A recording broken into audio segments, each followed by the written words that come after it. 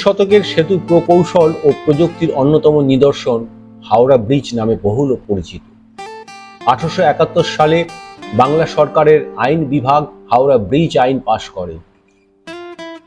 এই আইনে lieutenant governor Kolkata ও হাওড়ার মধ্যে হুগলি নদীর ওপরে আর্মেনিয়ান ঘাট বা তার আশেপাশে সরকারি অর্থায়নে একটি ব্রিজ নির্মাণের দায়িত্ব প্রদান করা হয়।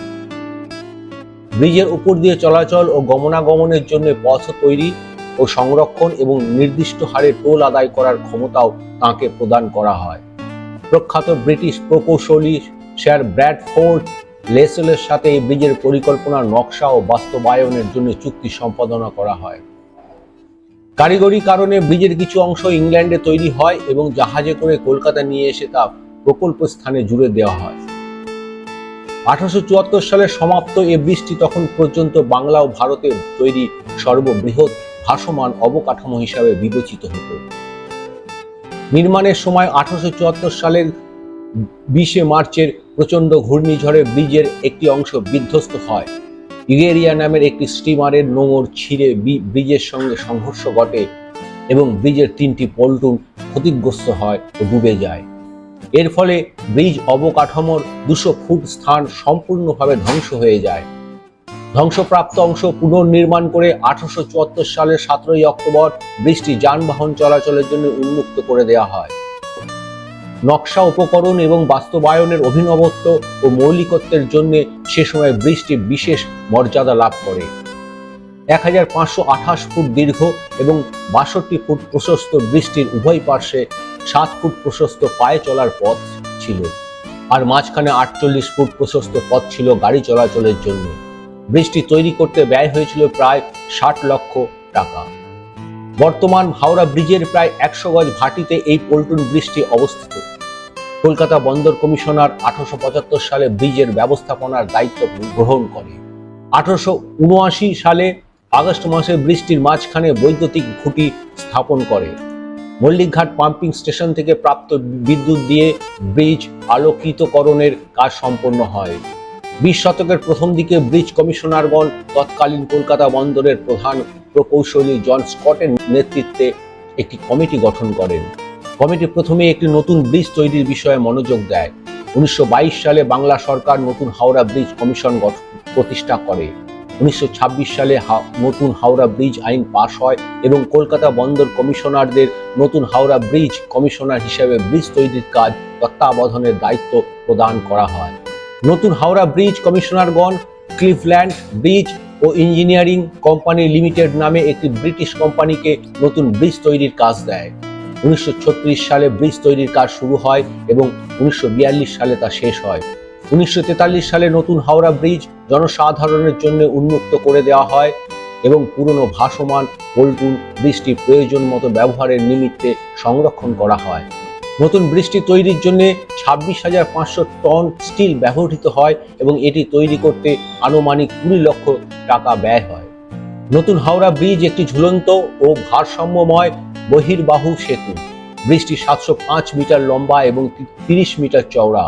ব্রিজটির উভয় পার্শ্বে 15 ফুট প্রশস্ত পায়ে চলার পথ আছে। যানবাহন চলাচলের পথটি 71 ফুট চওড়া। নতুন হাওড়া ব্রিজটি নির্মাণ জগতের বিস্ময় রূপে চিহ্নিত। 1965 সালের 14 জুন কবিগুরু রবীন্দ্রনাথ ঠাকুরের নামে হাওড়া ব্রিজের নতুন নামকরণ হয় রবীন্দ্র সেতু। প্রতিদিন এই ব্রিজের উপর দিয়ে প্রায় 1.5 লক্ষ যানবাহন এবং সম্ভবত 2 লক্ষাধিক লোক চলাচল করে। হাওড়া ব্রিজ পৃথিবীর সেরা কর্মচঞ্চল অন্যতম।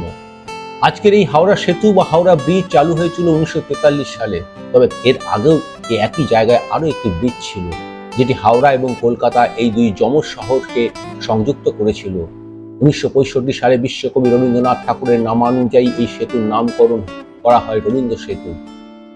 এই রবীন্দ্র সেতু কিংবা হাওড়া ব্রিজ নিয়ে অবাক করে দেওয়া কয়েকটি তথ্য পাওয়া যায়, যেগুলি জানলে তাজ্জব না হয়ে পারবেন না। কলকাতার অন্যতম দর্শনীয় স্থান হাওড়া ব্রিজ। আদি কলকাতার স্বাদ নিতে গেলে হাওড়া ব্রিজ চত্বরে একবার ঘুম মারতেই হবে। শুধু কলকাতা বললে অবশ্য ভুল হবে।